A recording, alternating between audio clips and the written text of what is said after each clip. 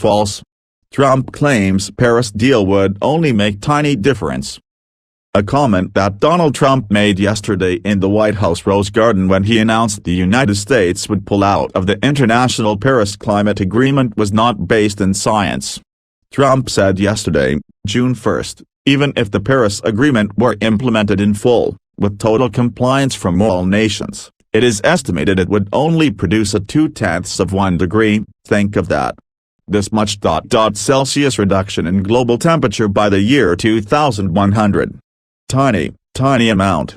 The Paris Agreement, which went into effect November 4, 2016, and now has 147 signatories, would have big impacts on global temperatures, climate scientists have said.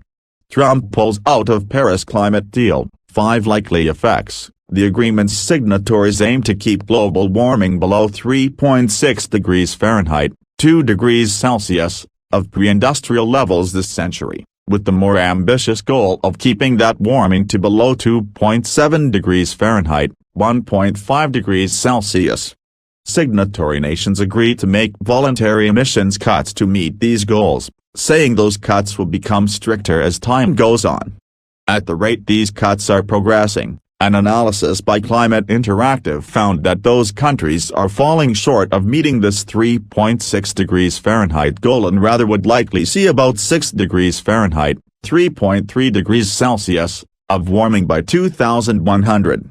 Even so, that's well under the temperature increase projected if no deal were in place, 7.6 degrees Fahrenheit, 4.2 degrees Celsius.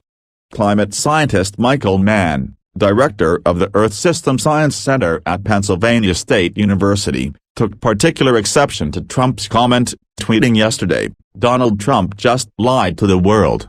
Paris Accord without further progress would cut warming by 1°C. ratcheting up, nearly 3°C. Climate Interactive found that by not following through on its Paris climate commitment, the United States would spew an additional 1.4 gigatons of carbon dioxide into the atmosphere each year through 2025, as compared with the U.S. following through on its commitment.